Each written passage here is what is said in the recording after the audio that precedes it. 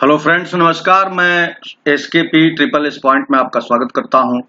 मित्रों, profit and loss का ये वीडियो पार्ट 12 है और इसमें हमने कई वैरायटी के क्वेश्चन लिए हैं जो पिछले दिनों या पिछले वर्षों एक दिवसीय परीक्षाओं में आए हुए हैं।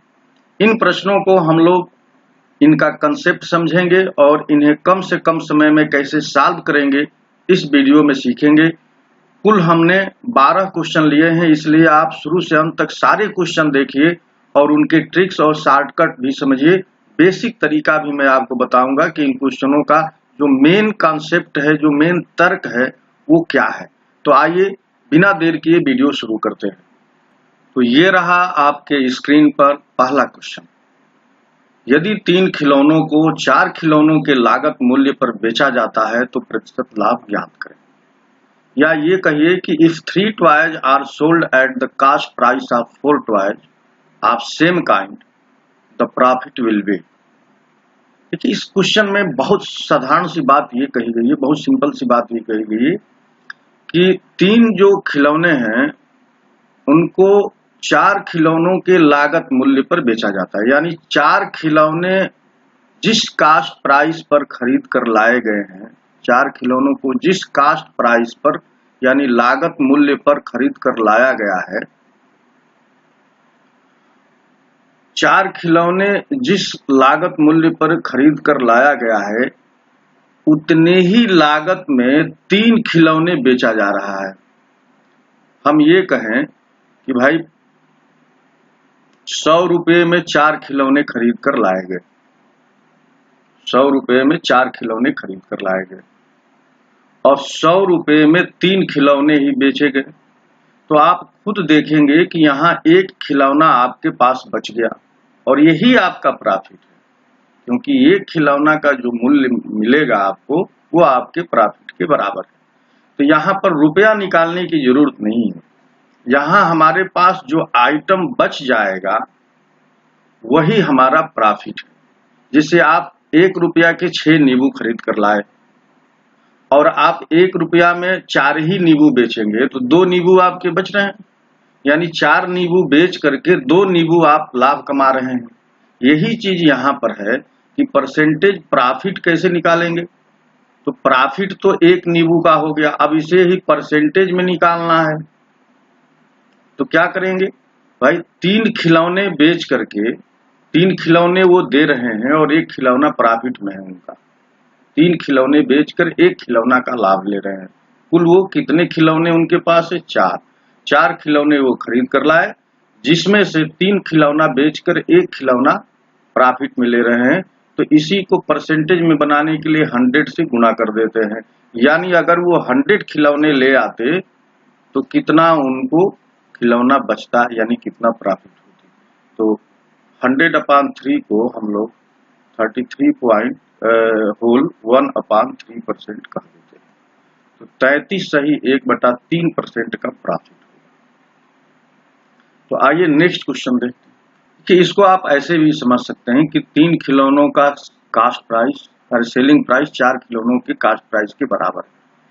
तो 4 खिलौनों का कास्ट प्राइस 3 खिलौनों के सेलिंग प्राइस के बराबर है। तो selling price upon cost price, selling price upon cost price 4/3 हो गया। देखिए, वो 3 खिलौने उनकी कास्ट प्राइस में है और 4 बेच रहे हैं, तो यहाँ 1 रुपये का प्रॉफिट हो रहा है। 3 खिलौनों का जो दाम है उससे 1 रुपया वो बढ़ा कर ले रहे हैं, तो यहाँ पर 1 रुपये का प्रॉफिट हो रहा है 3 रुपये कास्ट प्राइस पर। क्योंकि ये जो सेलिंग प्राइस होता है उसमें प्रॉफिट जुड़ा होता है। तो 3 रुपया अगर कास्ट प्राइस है और सेलिंग प्राइस 4 रुपया है तो 1 रुपया की बचत हो रही है। तो यही बचत आपको लाभ दिलाती है। तो यहाँ पर प्रॉफिट 1 रुपये का हो रहा है। तो परसेंटेज प्रॉफिट निकालने के लिए क्या करते हैं, 1/3, 3 कास्ट प्राइस है और 100 से मल्टीप्लाई कर देंगे। तो यहाँ पर 33 होल 1/3 यानी 33 सही 1/3% आ जाएगा। तो अगर रुपये के हिसाब से सोचेंगे तो ये हो जाएगा और आइटम के हिसाब से सोचेंगे तो ये हो जाएगा। दोनों में से कोई बात लागू कर सकते हैं। मुझे ये चीज ज्यादा अच्छा लगती है, इसलिए आप इसको फॉलो करेंगे तो और बेहतर होगा। ये आपके स्क्रीन पर रहा दूसरा क्वेश्चन कि यदि किसी वस्तु का विक्रय मूल्य उसके लागत मूल्य का 8/5 गुना है तो प्रतिशत लाभ क्या? If selling price of an article is 8/5 times of its cost price, the profit percent on it. देखिए, ये जो सेलिंग प्राइस है वो कास्ट प्राइस का 5/8 है, तो selling price upon cost price को हम लोग लिखेंगे 8/5। देखिए, इसको आप ऐसे लेके जाएंगे तो कास्ट प्राइस का 8/5 सेलिंग प्राइस हो गया, तो इसको हम लोगों ने इस तरह से लिख लिया है। अब देखिए, ये जो 5 है ये कास्ट प्राइस है और 8 है ये सेलिंग प्राइस, तो यहाँ पर प्रॉफिट कितने रुपए का हो रहा है? 3 रुपए का हो रहा है। अब ये 3 रुपया का प्रॉफिट कितना रुपया इन्वेस्ट करने पर हो रहा है? 5 रुपया, तो प्रॉफिट परसेंटेज आपको निकालना है। देखिए, 3 रुपये का प्रॉफिट हो रहा है 5 रुपया इन्वेस्ट करने पर, तो 100 रुपये पर कितना होगा? परसेंटेज निकालने के लिए 100 का इस्तेमाल करते हैं।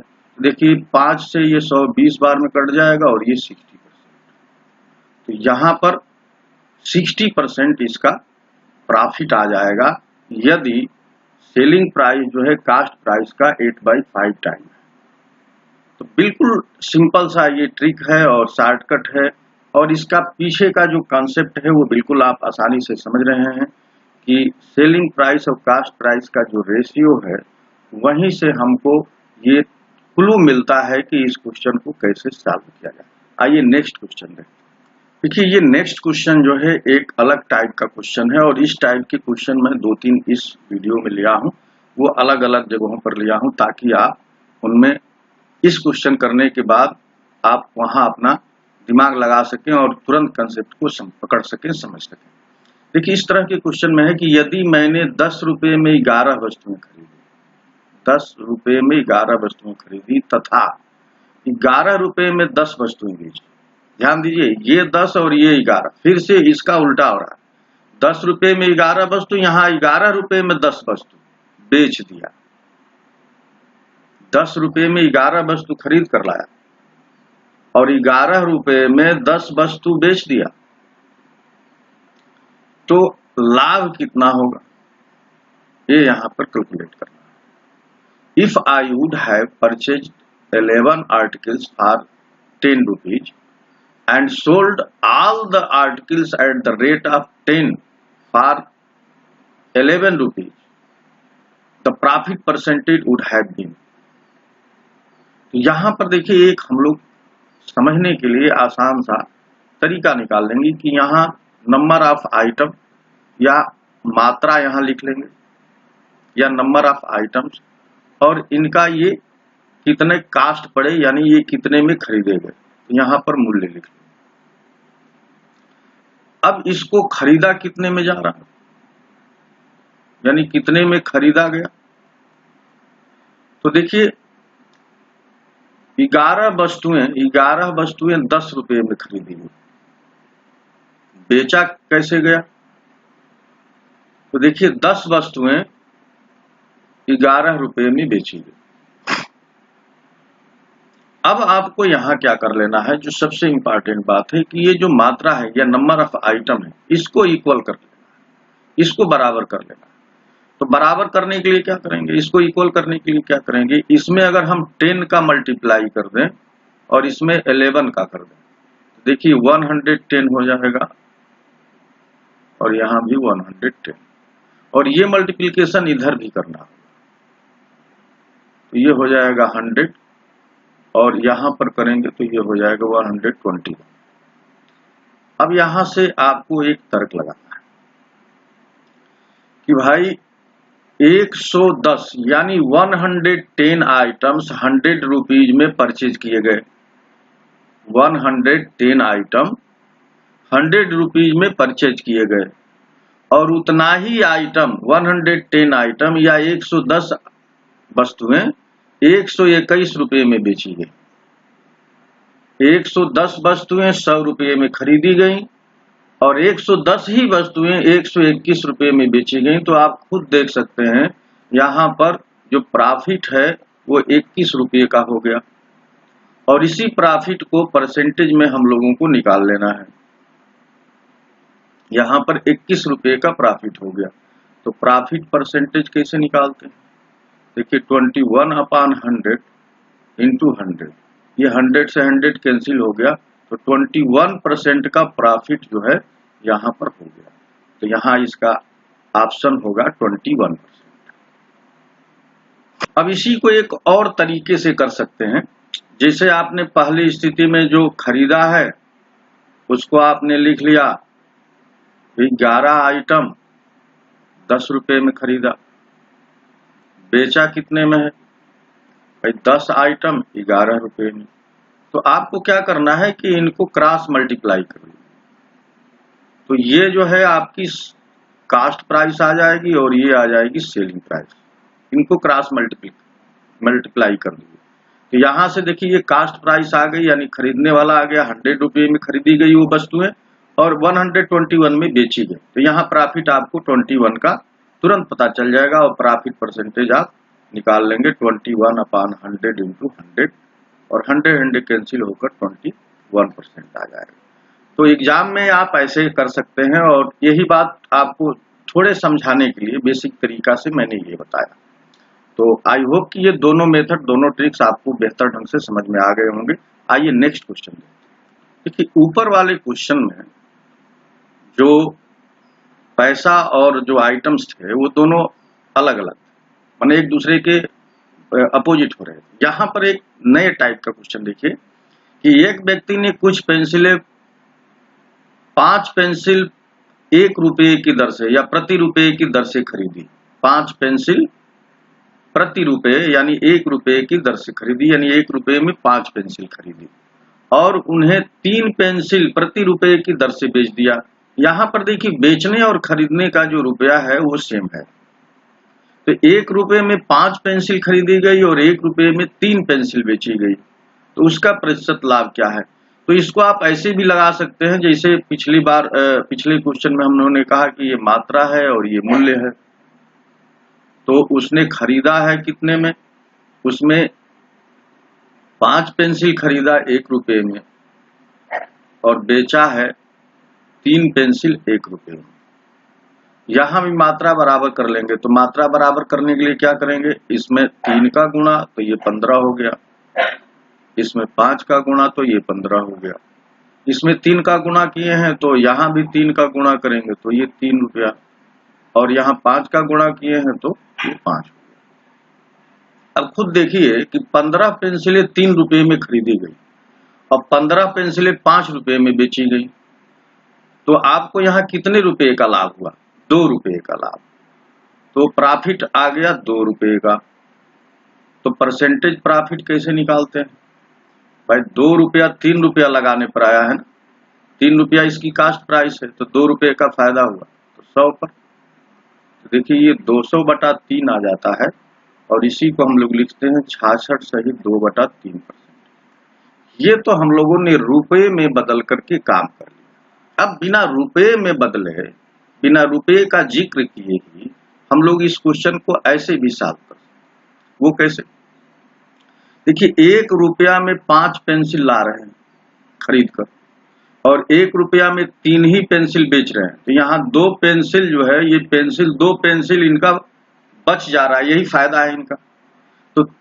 तो फायदा कैसे निकालेंगे इसको परसेंटेज में? भाई 3 पेंसिल बेचकर 2 पेंसिल का प्रॉफिट ले रहे हैं, 3 पेंसिल बेचकर 2 पेंसिल का प्रॉफिट ले रहे हैं, तो 100 पेंसिल बेचकर कितने का लेते? तो 200/3, और इसी को लिख देंगे 66 होल 2/3%। तो देखिए यहाँ पर हम लोगों ने सिर्फ आइटम का ही जिक्र किया और यहाँ पैसे का जिक्र किया।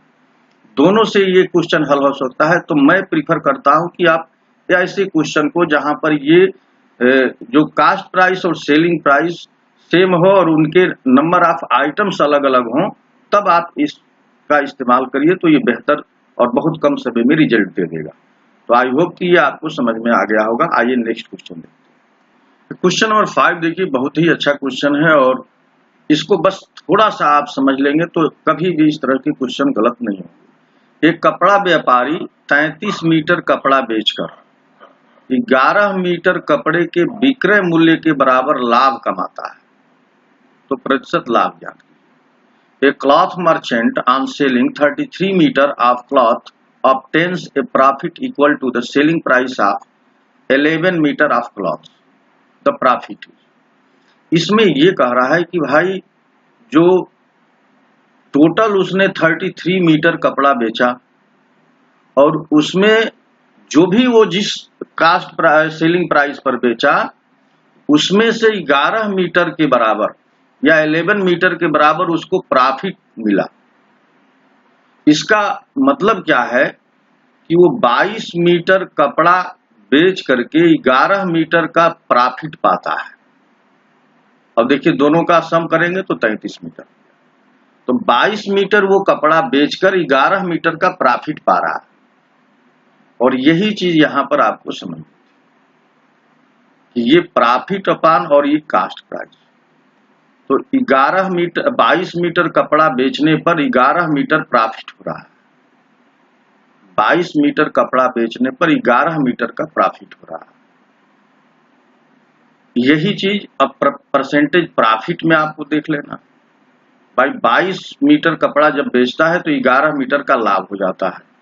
तो 100 मीटर बेचता तो कितने का होता है? 11 गुना 22 और 50 गुना 100, तो इसको 50% का प्रॉफिट होगा। कुल उसने 33 मीटर कपड़ा बेचा, उसमें से 11 मीटर कपड़ा उसका प्रॉफिट पला है। इसका मतलब कि 22 मीटर कपड़े का ही पैसा लगा और 11 मीटर कपड़ा उसका प्रॉफिट में आया। यही कंसेप्ट यहाँ पर और यही फैक्ट इस्तेमाल किया गया है। आइए नेक्स्ट क्वेश्चन देखते हैं और इसका आंसर हो जाएगा 50%। नेक्स्ट क्वेश्चन आपकी स्क्रीन पर क्वेश्चन नंबर 6 है कि एक व्यक्ति कुछ वस्तुओं को 5 वस्तु प्रति रुपए की दर से खरीदा तथा उतनी ही वस्तु को 4 वस्तु प्रति रुपए की दर से खरीदा।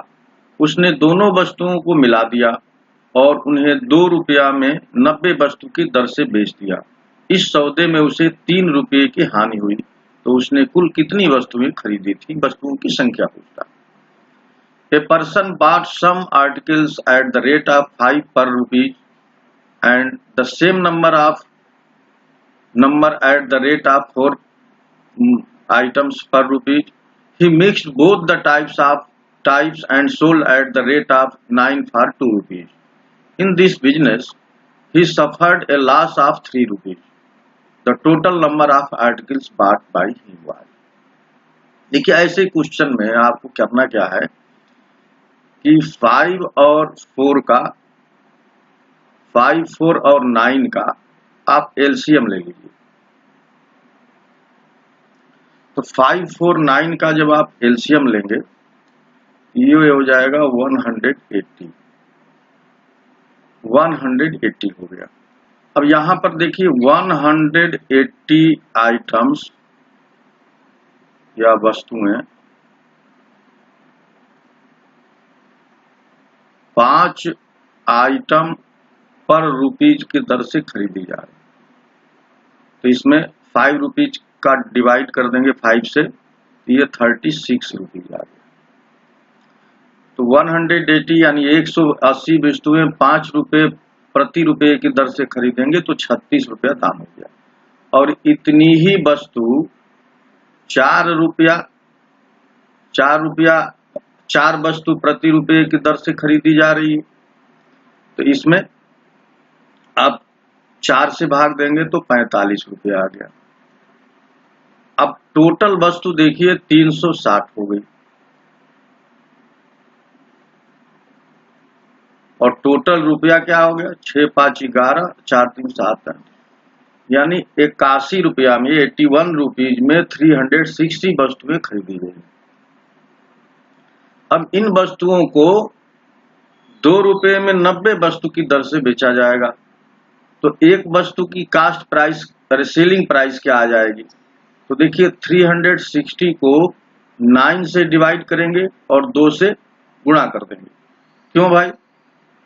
क्योंकि 9 वस्तु तो इसको 9 वस्तु के हिसाब से करेंगे तो 40 वस्तु आएगा, और 40 वस्तु प्रति 9 वस्तु 2 रुपये में बेची जा रही है, तो 40 वस्तु के हिसाब से कितना दाम हो जाएगा, 80 रुपया दाम हो गया। लेकिन 9 चौके 36, 40 और 40 दूनी 80। तो ये आपका रहा कास्ट प्राइस और ये आपका रहा सेलिंग प्राइस। तो यहाँ पर आप खुद देख रहे हैं कि कास्ट प्राइस बड़ी है और सेलिंग प्राइस छोटी है, तो 1 रुपये का यहाँ लॉस हो रहा है, 1 रुपये का लॉस, जबकि यहाँ पर दिया है पूरे सौदे में 3 रुपये का लॉस। इसका मतलब कि ये जो 1 रुपया है ये 3 रुपये के इक्विवेलेंट है। तो हमको कितनी वस्तुएं पता करनी है, कितनी वस्तुएं थी, तो हमारे पास 360 वस्तुएं अपने जो हमने मान कर लगाया, जो एज्यूम करके लगाया, उसमें 360 वस्तुएं आ रही, और यहाँ एक 3 के इक्विवेलेंट हो रहा है, तो 360 किसके इक्विवेलेंट होगा, तो 360 में 3 का मल्टीप्लाई कर देंगे, 3 छक्के 18, 3 तिया 9, 1080 वस्तुएं इस पूरे सौदे में इस्तेमाल हुई। तो इसका आंसर है 1080, 1080 आइटम्स इसमें लगाए गए। आइए नेक्स्ट क्वेश्चन देखिए। देखिए इसके पहले क्वेश्चन हम लोगों ने लिया था जिसमें यह है कि 33 मीटर कपड़ा बेचने पर 11 मीटर कपड़े के विक्रय मूल्य के बराबर प्रॉफिट होता है। यहाँ पर प्रॉफिट की जगह पर लॉस दिया हुआ है कि 144 मुर्गियों को बेचने पर महेश को 96 मुर्गियों के विक्रय मूल्य के बराबर हानि होती है, उसकी प्रतिशत हानि ज्ञात कीजिए। By selling 144 hens, Mahesh suffered a loss equal to the selling price of 96 hens, his loss percentage. देखिए 144 मुर्गी वो बेचता है तो 96 मुर्गी की हानि होती है, तो इन दोनों मुर्गियों को जोड़ लेना पड़ेगा। 6 4 10, 9 4 13, 1 14, 1 1 2। अब देखिए 240 मुर्गी बेचता है और 96 मुर्गी घर से चला जाता है, 96 मुर्गी का लॉस होता है। यानी यहाँ पर 240 मुर्गी पर 96 मुर्गी का लॉस हो रहा है। 240 मुर्गी वो बेच रहा है और 96 मुर्गी का हानि सह रहा है। यानी ये 96 मुर्गियों को इसमें से माइनस कर देंगे तो 144 हुआ। लिखा ना 144 मुर्गी देने पर 96 मुर्गी घर से देना पड़ रहा है, तो वो ये 96 मुर्गी जो है ये घर से चला जा रहा है उसका, यानी कुल 240 मुर्गी उसके पास थी, 144 बेचा और 96 घर से दे दिया, तो 240 मुर्गी बेचने पर 96 मुर्गी का घाटा हो रहा है। तो 100 मुर्गी पर कितना होता, तो यहीं पर 100 से गुणा कर देंगे। 240 मुर्गी देने पर 96 मुर्गी के घाटा हो रहा है, यानी हानि हो रही है, लॉस हो रहा है। तो ये देखिए 1 0 से 1 0 काट देंगे, 24 चौके 96 और ये हो जाएगा 40%। तो इसका आंसर आ गया 40% का लॉस होगा। इसमें आपको क्या समझना था, जब लॉस होगा यानी जब हानि होगी तो ये टोटल मुर्गी, तो इसका ये घर से जो मुर्गी जाएगी वो 240 मुर्गी जाएगी और 96 मुर्गी वो 144 मुर्गी बेचेगा और 96 तो उसका घाटा हो रहा है, यानी कुल उसकी मुर्गी 240 निकल जा रही है, यानी 240 मुर्गी पर 96 मुर्गी का घाटा हो रहा है। तो 100 मुर्गी पर कितना होता, तो 40% का इसमें लॉस हो रहा है। आइए नेक्स्ट क्वेश्चन देखते हैं। देखिए मैंने आपसे कहा था कि कुछ क्वेश्चन रिपीट होंगे, उनकी वैल्यूज भले बदली रहेंगी लेकिन उनका कंसेप्ट, तो आप इस क्वेश्चन को बिल्कुल इजीली कर सकते हैं। एक दुकानदार किसी वस्तु के 10 नग 8 रुपए में खरीदता, नग मीन्स नंबर ऑफ आइटम्स, यानी 10 आइटम वो 8 रुपए में खरीदता और 8 नगों को 10 रुपए में बेचता, यानी 8 आइटम 10 रुपए में बेचता। तो दुकानदार की लाभ प्रतिशत क्या है, देखिए जो वो खरीदता है तो 10 नग जो है 10 नग 8 रुपए में खरीदता है, और जब वो बेचता है तो 8 ही नग बेचता है। कितने में बेचता है, 10 रुपए। मैंने आपको बताया था कि क्रॉस मल्टीप्लाई कर, तो ये हो गया 64 और ये हो गया 100। देखिए ये 64 रुपए में चीज खरीदी गई है और बेची गई है 100 रुपए में, तो कितना का प्रॉफिट हुआ है, तो 100 में से 64 निकाल दीजिए, 10 में से 4 निकल गया 6 और यहाँ 9 में से 6 निकल गया 3, 36 रुपये का ये उसका प्रॉफिट है, प्रॉफिट। तो परसेंटेज प्रॉफिट आपको निकालना है, तो 36 रुपये का प्रॉफिट हो रहा है 64 रुपया इन्वेस्ट करने पर, तो 100 रुपया। देखिए 16 चौके 64 और 4 9 36, 3 तिहाई 9 और 3 दूना 6, 300/2 यानी 100 नहीं, यहाँ पर मैं मिस्टेक कर दिया हूँ, ये इसको कैंसिल करने में। देखिए ये 4 से हम जब डिवाइड करेंगे तो ये 9 टाइम जाएगा और ये 16 टाइम। अब देखिए 4 से फिर डिवाइड करेंगे तो 4 4 जा 16 और 25 फिर जा हो गया 100। अब यहाँ भी हमने गलती लिख दिया, तो ये हो गया 225/4। तो देखिए यहाँ से हो जाएगा 4 5 20 और 4 6 24 और एक आएगा 4 दूनी 8 4 5 20, 56.25% आ रहा है, 56.25% का उसे प्रॉफिट होगा। तो यहाँ पर इस तरह के क्वेश्चन हम लोगों ने कर लिया। यहाँ पर क्या किए थे, वास्तव में आइटम बराबर किए थे और या क्रॉस मल्टीप्लाई से कर लिए थे। तो आप यहाँ देख लीजिए, कास्ट प्राइस 64 रुपीज और सेलिंग प्राइस आ गई 100 रुपीज और 36 रुपीज का यहाँ प्रॉफिट हुआ। प्रॉफिट परसेंटेज को हम लोगों ने यहाँ कैलकुलेट कर लिया, वो आया 56.25%। आइए नेक्स्ट क्वेश्चन देखते हैं। अब इस क्वेश्चन में देखिए कि एक लड़के ने 16 रुपए के 18 की दर से अंडे खरीदे और 20 रुपए की 22 की दर से बेच दिए। उसका लाभ या हानि प्रतिशत क्या है? 16 रुपए में 18 अंडा खरीदा और 20 रुपए में 22 अंडा बेच दिया। तो अब तक जितने आपने इस टाइप के क्वेश्चन किए, वहां पर एक जगह तो आपने देखा कि केवल मात्रा और रुपया उलट जा रहा था, एक जगह रुपया सेम था। अब ये दोनों अलग अलग है, नंबर ऑफ आइटम भी अलग है और जो इसमें रुपया है यानी जो कास्ट प्राइस है वो भी अलग अलग हो जा रही है और सेलिंग प्राइस भी अलग अलग हो जा रही है। तो इसको देखिए कैसे करेंगे, बिल्कुल वही, यहाँ पर हम लोग मात्रा लिख लेंगे यानी नंबर ऑफ आइटम्स और यहाँ पर उसका कास्ट प्राइस यानी मूल्य। तो पहला जो खरीदा है 16 रुपए में 18 आइटम उसने खरीदा 16 रुपए में, बेचा कितने में है? 22 आइटम जो है बेचा है 20 रुपए में। अब देखिए यहाँ पर आइटम को बराबर कर लेना है, मात्रा बराबर करनी है।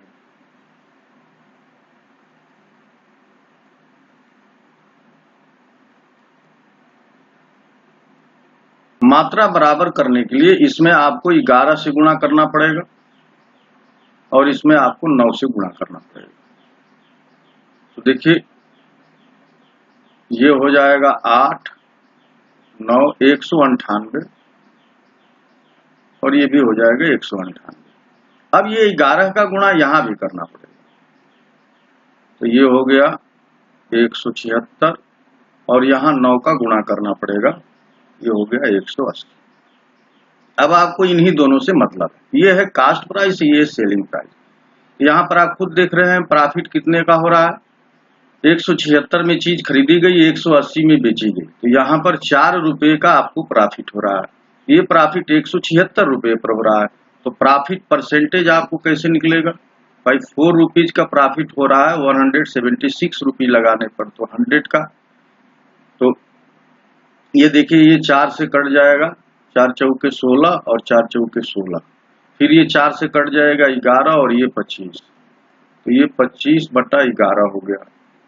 इसको हम लोग लिख सकते हैं 11 दूना 22 सही 3, 22 3 25 यानी 2 सही 3/11%, 2 सही 3/11% की यहाँ पर प्रॉफिट होगा। 2 सही 3/11, 2 होल 3/11% का यहाँ पर प्रॉफिट हो जाएगा। तो क्वेश्चन वैसे ही, ये कंसेप्ट वही है, आपको क्या करना है, यहाँ पर नंबर ऑफ आइटम्स इक्वल कर लेने हैं, फिर आपके क्वेश्चन बिल्कुल इजीली सॉल्व हो जाएगा। क्वेश्चन नंबर 11 में देखिए कि एक व्यक्ति ने 34 रुपये में 8 की दर से संतरे खरीदे और उन्हें 57 रुपये में 12 की दर से बेचा। तदनुसार 45 रुपये का लाभ कमाने के लिए उसने कुल कितने संतरे बेचे। यहाँ क्वेश्चन थोड़ा सा ट्विस्ट है, तो पहले हम लोग ये देखते हैं कि कितना लाभ, कितने रुपये का लाभ कितना संतरा बेचने पर होता है। तो पहले हम लोग वही तरीका अपनाते हैं। यहाँ पर लिखते हैं मात्रा और यहाँ लिखते हैं मूल्य। खरीदा कितने में भाई, तो ये खरीदा है 8 रुपये, 34 में 8, तो 8 मात्रा 34 में खरीदी गई। 8 संतरे 34 रुपये में खरीदे गए। और बेचने वाला क्या हिसाब है, बेचने वाला हिसाब ये है कि 12 संतरे 57 रुपये में बेचे गए। अब यहां पर मात्रा बराबर कर लेनी है।